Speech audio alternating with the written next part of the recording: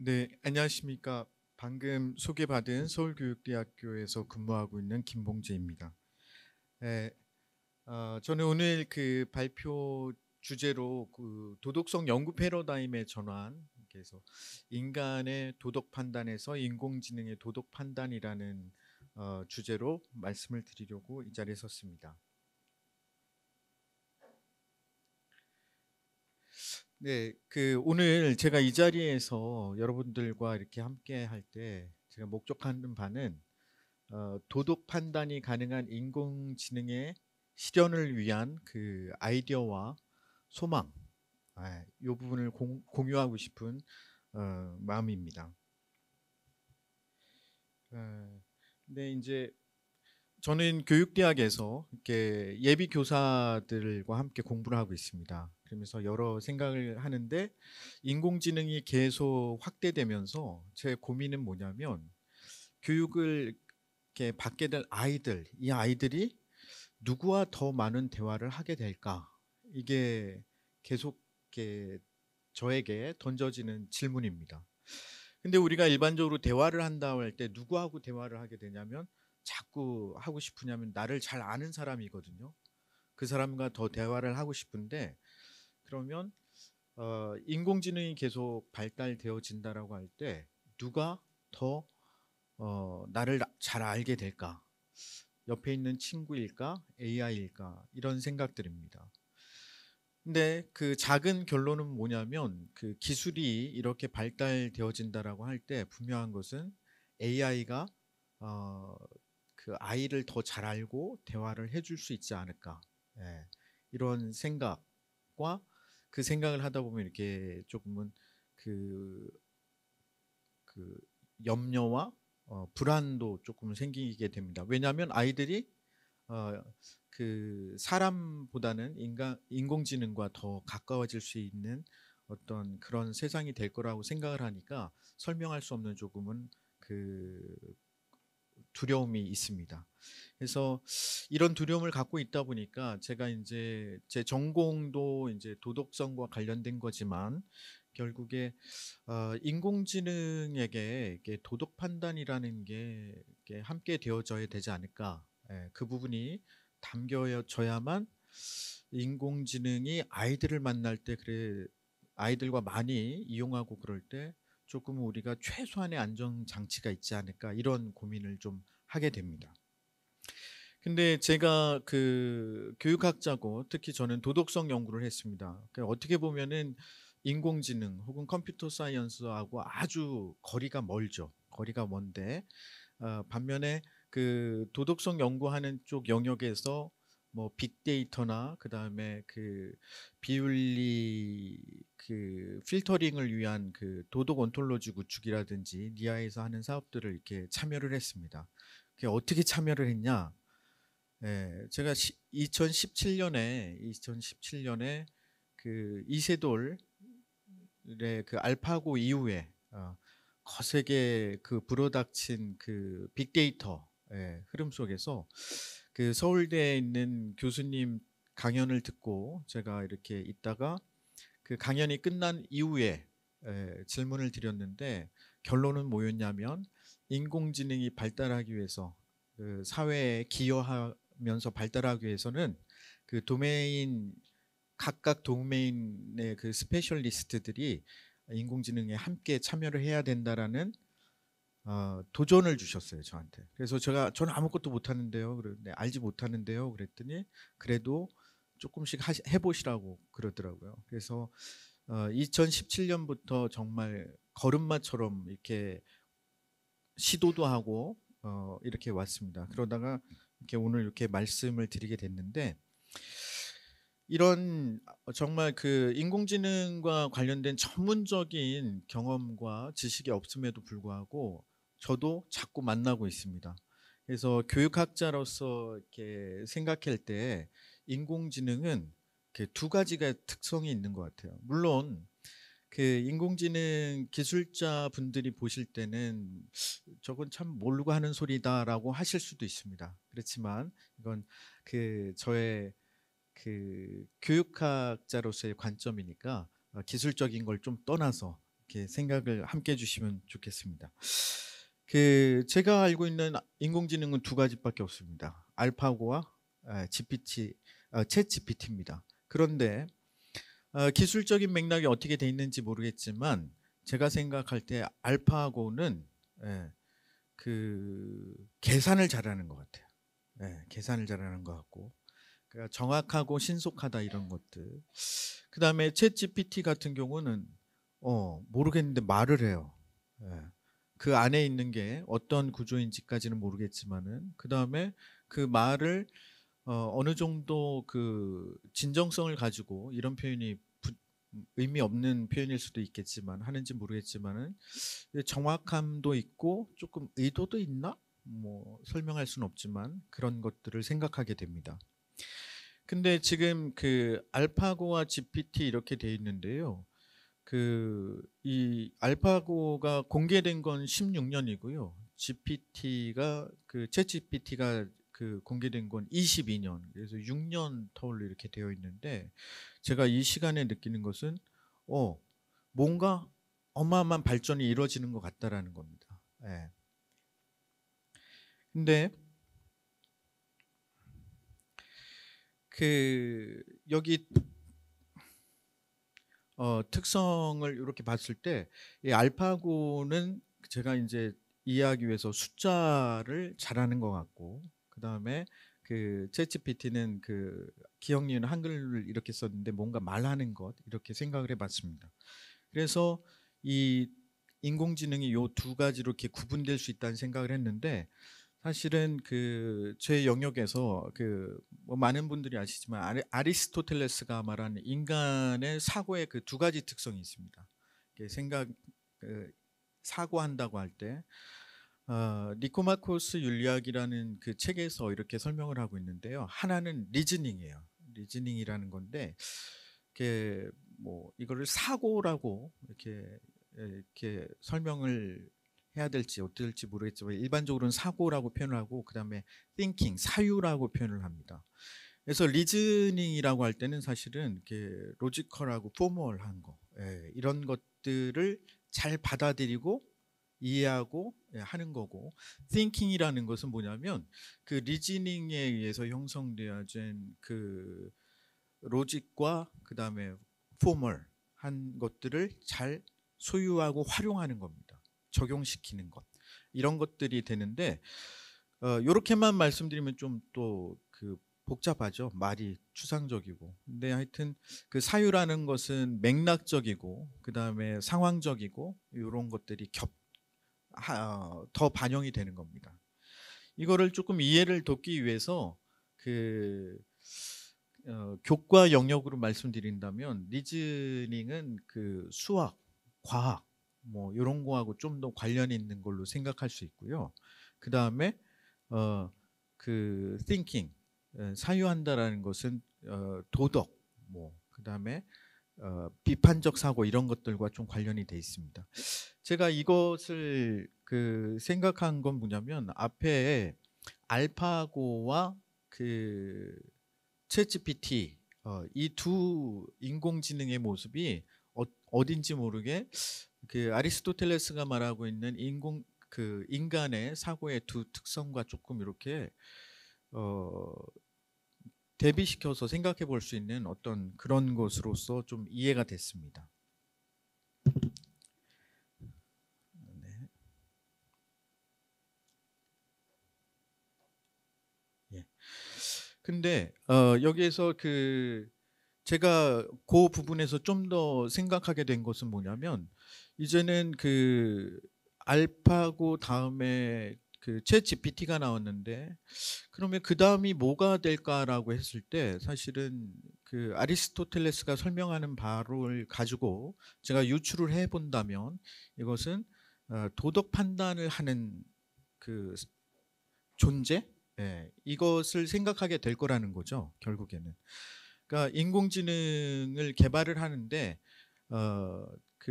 대화도 하고 정보도 주고 하는데 결국에는 그 다음 단계는 반드시 이 도덕 판단이라는 게 기능이 있는 인공지능이 등장해야만, 제가 생각할 때는 인간을 쫓아오는 인공지능의 모습이 될 수 있을 거라는 그런 그 생각을 해봤습니다. 그래서 그 도덕 발달을 이루어지는 어떤 인간의 특성을 인공지능에게 담아내는 이 과정이 필요로 하게 될 터인데, 그 도덕 판단과 관련돼서는 그 콜버그라는 학자가 있습니다. 이 콜버그라는 학자가 그 도덕 판단력 발달 단계라는 걸 제시를 했는데요. 여기에서 보면은 그의 책에서 81년도에 이제 이 아이디어를 제시했는데, 이 아이디어가 매우 의미 있는 이유가 두 가지가 있습니다. 하나는 그 이론적 기초를 장피화제 인지 발달에 근거했습니다. 이 말은 뭐냐면, 인지 발달은 아이들이 그 인지 능력이 그 단계를 거친다라는 거예요, 반드시. 그러니까 여기서 이 자리에서 뭐 그걸 다 말씀드릴 수는 없지만, 결론은 뭐냐면 모든 아이들은 동일한 과정을 거쳐서 인지가 형성된다라는 게 파악이 돼 있습니다.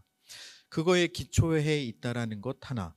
그 다음에 콜버그가 그 22년 정도의 기간을 거쳐서 46개 정도 국가와 지역에 지속적으로 연구를 해서 이렇게 그 사람들이 어떤 판단을 할 때의 특성을 유목화를 했습니다. 이렇게 했는데, 잠깐 설명을 드린다면, 이게 딜레마 상황에서, 예를 들면 그 저는 학교에서 강의를 하니까 아이들한테 이렇게 아이들 초등학교 상황을 이렇게 설정하고 대화를 하거든요. 아침에 이제 엄마하고 약속을 했습니다. 학교 끝나고 나면은 그 이제 빨리 잘 마치고 와서 이제 학원에 가기로 했는데, 근데 학교 생활하던 가운데 모둠 활동이 좀 하다가 그게 잘 안 됐고 페널티가 돼가지고 그 모둠이 이제 청소를 하게 됐다. 예. 딜레마 상황이죠. 갈등 상황이 벌어졌을 때 그 갈등에서 어떻게 판단하고 선택할 거냐라는 건데, 일반적으로 사람들이 이 갈등 딜레마 상황에 놓여 있을 때 그 콜버그에 의하면 선택할 때 그 특성들이 나타난다라는 겁니다. 첫 번째는 뭐냐면 그 벌회피예요. 한다 안 한다라고 했을 때 뭐냐면, 나한테 그것이 처벌이 되어지기 때문에 하겠다 혹은 안 하겠다 이렇게 된다라는 거고, 두 번째는 이익이 되기 때문에 한다 안 한다라는 겁니다. 이 이익이라는 건 직접적인 어떤 물질적 보상들 이런 것을 이야기하고요. 그 다음에 세 번째 단계는 왜 하느냐라고 했을 때 인정받기 때문에, 칭찬받기 때문에 하겠다라는 거예요. 그 다음 네 번째는 뭐냐면 법과 규칙, 즉 이것을 지켜야만 우리가 있는 사회, 우리가 함께 더 잘 안전하게 지낼 수 있다라는 기준을 가지고 선택을 한다라는 거예요, 딜레마 상황에서. 그 다음에 다섯 번째 단계에서는 법과 규칙이 있지만 우리가 꼭 누구를 고려할 필요가 있냐면 사회적 약자들, 이분들을 한테 동일한 법과 규칙을 지켜서는 적용해서는 공정하지 못하다라는 그 도덕적 양심에 부담이 생기기 때문에 그들을 위해서 우리가 다시 사회 재계약을 해야 된다. 이 기준들을 가지고 적용시킨다라는 겁니다. 그러니까 콜버그라는 사람이 제시한 그 이 단계가 결국에는 인공지능이 그 대화형 인공지능이 이렇게 만들어진다고 할 때 최소한의 어떤 이런 그 제 용어를 잘 몰라서 그렇지만 하여튼 그런 걸 그 판단할 수 있는 어떤 그런 요소들을 이렇게 탑재되고 적용되어진 어떤 모습이 되어야 되지 않을까, 이런 생각들을 해보게 됩니다. 근데 여기에서 그 조금 그냥 요 판단만 적용되어지는 게 아니라 매우 복잡해진 것이 뭐냐면 여기 그 맥락이라는 게 적용되어지고, 또한 관계라는 게 적용이 되어집니다.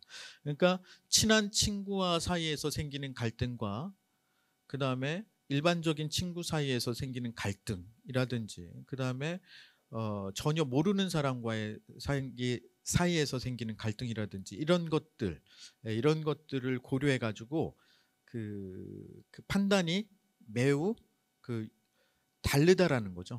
동일한 딜레마 상황 같지만 그것에 따라서 이런 요소들이 인공지능의 그 어떤 도덕 판단 기능이라고 해야 될까요? 그것이 될 수 있어야 되지 않을까. 그것은 뭐 그냥 될 수 있어야 되지 않을까가 아니라 인공지능이 인간의 어떤 그 사고 체계를 쫓아가려고 한다면 다음 단계는 이게 되지 않을까, 이런 생각들을 좀 해보게 됐습니다. 그런데 여기에서 조금 고려할 게, 세상에 너무 많은 어떤 그런 상황들이 있지 않습니까? 도덕적인 상황들이.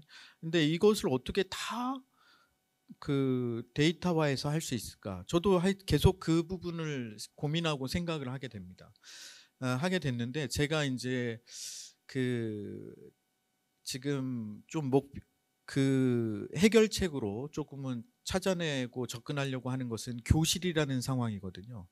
그러니까 뭐냐면 공간이 제한되어 있고 만나는 그 대상이 한정되어 있고 시간도 제한되어 있는데, 그렇다 보면 그 속에서 발생되어지는 그 딜레마들은 사실은 어느 정도 아주 무한하게 다양하진 않다라는 거죠.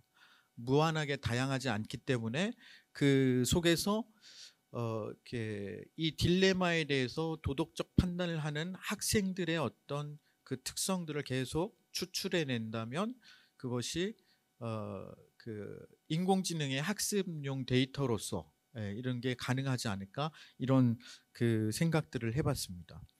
근데 여기서 그 딜레마를 그냥 적용시키고 학생들이 어떻게 판단하는지 이거를 그냥 일회성으로 듣는 건 아니고요.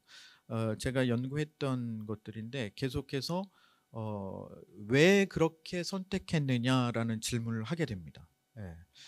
여러분들 콜버그의 하인츠 딜레마라고 해서 많이들 아시는 분들도 있을 터인데요.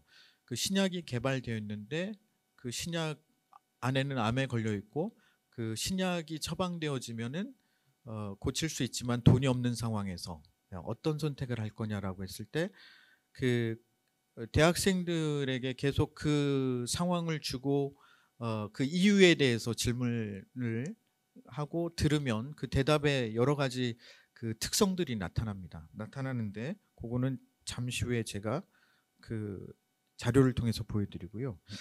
그래서 현재 제가 찾아본 어떤 그 도덕 판단과 관련된 AI 연계 연구들을 이렇게 살펴봤는데 사실은 moral judgment라는 표현이 들어가 있어요. 도덕 판단이라는 게 들어가 있는데 그렇게 많지는 않습니다. 많지는 않은데 대부분 어떻게 설명되어지고 있냐면 화면의 맨 위에 있는 그림이 있는데요. 18년도 네이처지에 나와가지고 아주 히트를 쳤던 그 연구물 중에 하나입니다.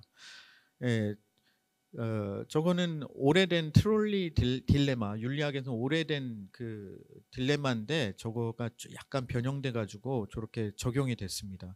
그래서 결국에 자율주행 자동차가 운전자 보호, 보행자 보호, 뭐 여러 가지 갈등, 다수 보호, 소수 희생, 뭐 이런 옵션을 통해서 이렇게 할 수 있도록 하는 것들이었는데요.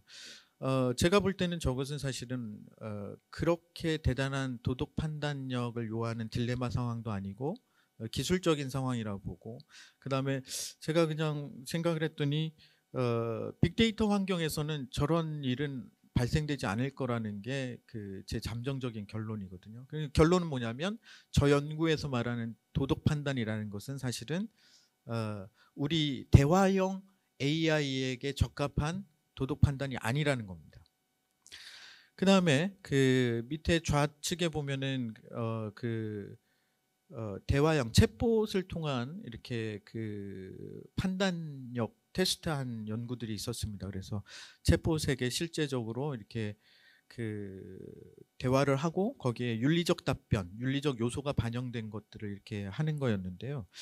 그 부분들은 역시 제가 그 내용들을 봤을 때 그것은 그냥 윤리적 용어의 사용, 적절성이지 이게 엄밀히 말하는 저희 영역에서 말하는 판단력의 어떤 특성이 드러나 있지는 않다. 이렇게 파악을 했습니다. 그 다음에 우측 하단에는 제가 19년도 틀렸습니다. 21년도인데 제가 잘못 썼습니다. 이렇게 했던 연구인데요. 즉 아까 그 딜레마 상황을 제시하고서는 왜 그런지에 대해서 계속해서 인터뷰하면서 그 대상자들이 대답을 할 수 있도록 했습니다. 그러면서 그 속에 담겨져 있는 그 윤리적 특성, 도덕적 특성을 가지고 제가 이렇게 반영을 해서 구조화했던 겁니다. 근데 제가 이걸 이렇게 꼭 보여드리고 싶었던 이유는 뭐냐면 도덕 판단의 데이터가 구조화가 될 수 있다라는 걸 꼭 말씀드리고 싶었던 거예요. 그래서 저거를 그 처리해서 그래서 이렇게 논문으로 작성을 했던 겁니다. 이제 그 마무리를 하고자 합니다. 그래서 그 도덕 판단 AI 개발을 위한 제언인데요. 사실은 제가 4가지를 제시를 했는데 1, 2, 3번은 다 되어 있습니다. 가능합니다. 가능하고 그다음에 4번째 저도 이제 뭐 요즘 한국형 뭐 자꾸 얘기하니까 오늘 발표를 생각하면서 뭐라고 할까? 그 한국형 도덕 판단 기능이 탑재된 AI를 뭐라고 할까 그러다가 그냥 다산 선생님 생각하고 다산이라고 했어요. 그냥 그렇고 근데 이제 제가 그 니아 관계자분이 계신지 모르겠지만 이렇게 기관을 언급했습니다. 그러면서 그 한국지능정보사회진흥원의 도전과 도움이라는 표현을 썼는데 뭐냐면 21년도부터 그 니아에서 대대적인 그 학습용 데이터 구축 사업을 진행을 하고 있고요. 제가 여러 번 참여도 했었습니다. 근데 20년도에도 그다음에 작년에 일부를 국립국어원으로 이렇게 윤리 파트를 넘겼는데 뭐냐면 이게 도덕 판단력 학습용 데이터 구축하는 게 사실은 실패가 어느 정도 있겠죠. 발생될 수 있겠지만은 제 생각엔 그리고 우리나라에서 AI의 또 다른 어떤 그 향상 혹은 새로움을 제시하기 위해서는 꼭 이게 도덕 판단력을 탑재하는 게 필요하지 않을까. 그래서 1버전을 만들기 위한 그 도움과 도전을 좀 펼칠 수 있도록 해주시면 좋겠다라는 소망으로 말씀을 마무리하도록 하겠습니다. 들어주셔서 고맙습니다.